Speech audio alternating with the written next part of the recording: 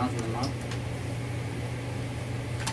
I can think of the next name, lives in the corner, in the circle there. I do, we tell us to get you guys. Annette Parham. Okay. yeah. Annette Parham. From her corner down past the park, that is located. That fence is rotted.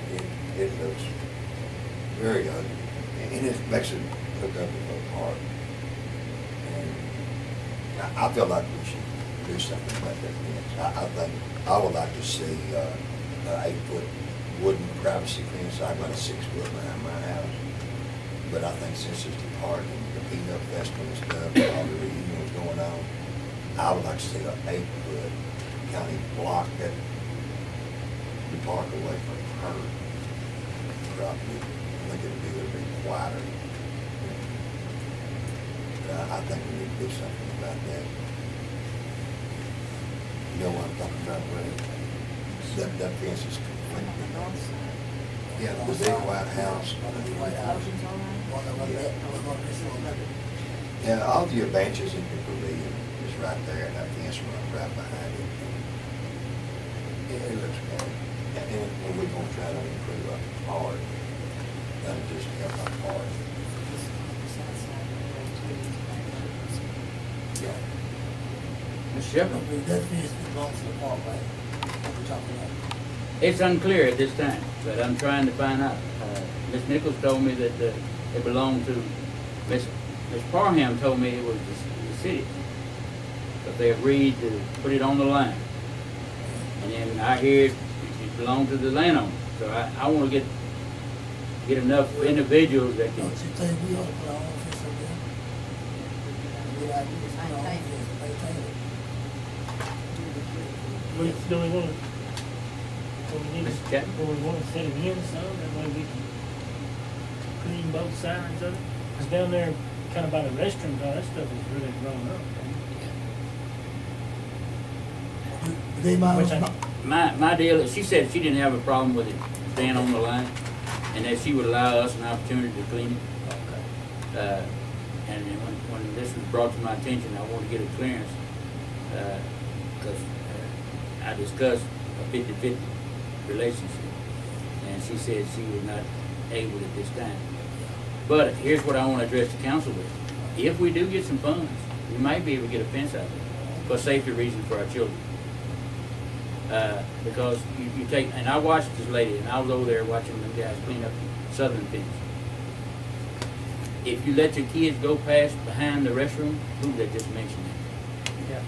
If you let, you might lose it, because it's so grown up and so, and all of you have valid points. But I would like to see if I can include some of that into our grant.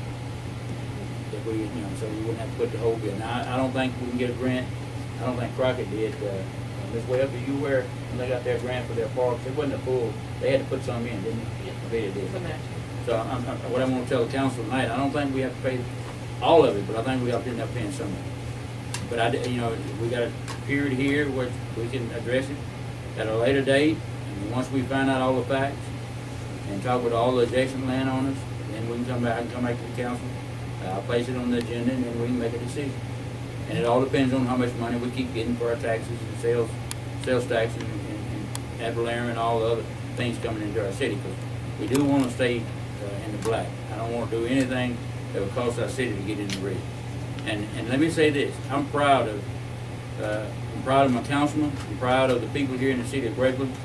After going to a TML conference and listening to how bad a shape some of those cities are, I mean, it's pitiful.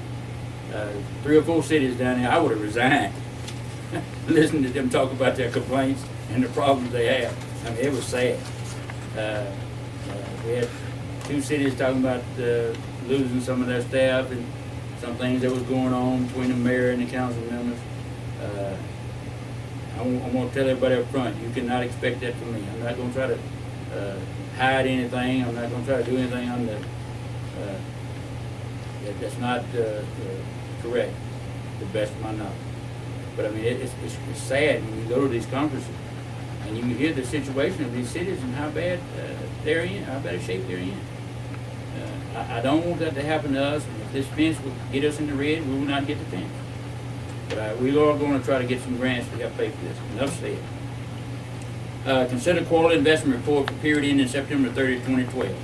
In your packet there, you'll see the quarterly investment report. I had talked to Mr. Shell this afternoon. I'm concerned that we might need to put our 50,000 money market on this report. The money we put up for the garbage truck. If you look at it, all we have on it is the fire department CD of 10,000 and the city's CD for 100,000, which 100,000 has grown to 103, almost, 103.5 thousand now. If y'all look at that, I want you to look at that and review that and see and read the whole deal there about the city's investment activities. I was really happy to hear Mr. Shell say that he's really pleased with the investment that the city of Grapeland has taken in reference to these funds. So I always call these funds a rainy day fund. In case something happened in our city, we have an emergency, these are funds that will be available to us, not only to the city with their CD, but to the fire department too, even after they agreed to borrow the other money for the cardiac kits. But I do want to say this too, I can't take all the credit for this. Mr. Walling, when he was mayor, he did take some steps to try to get this started and get it all lined up, so I'm just following kind of in his footsteps, making sure that we stay sound in our business practices and sound in our investment practices.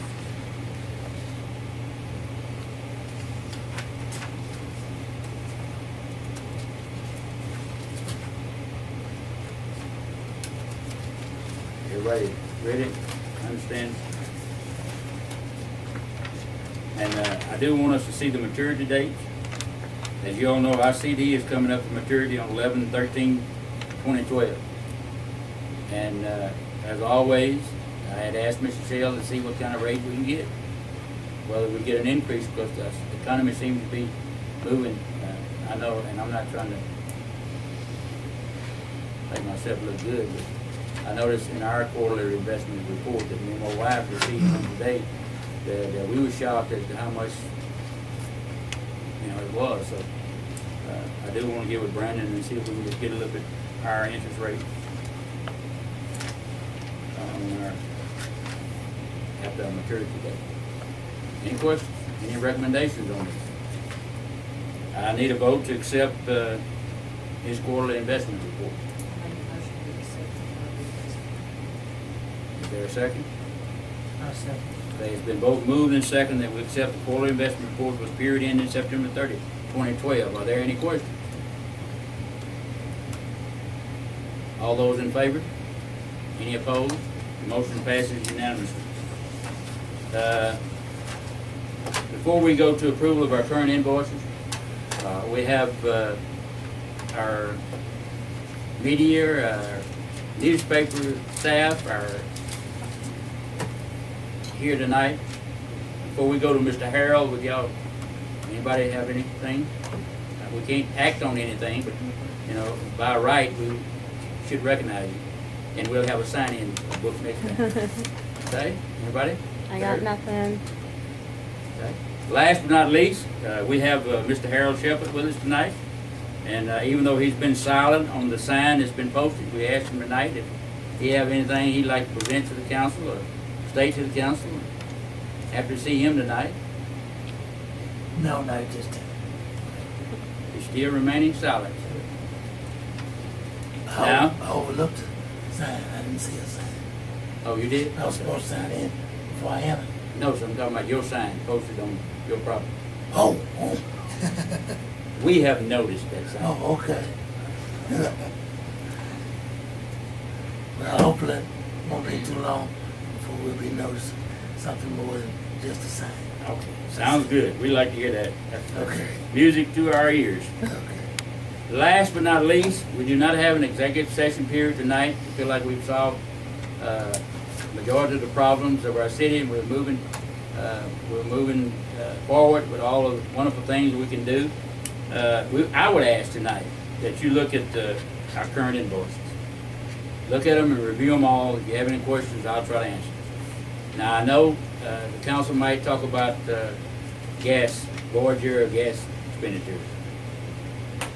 That's beyond my control. I can't keep the price of gas, what we, you know, it did hit $4 a gallon.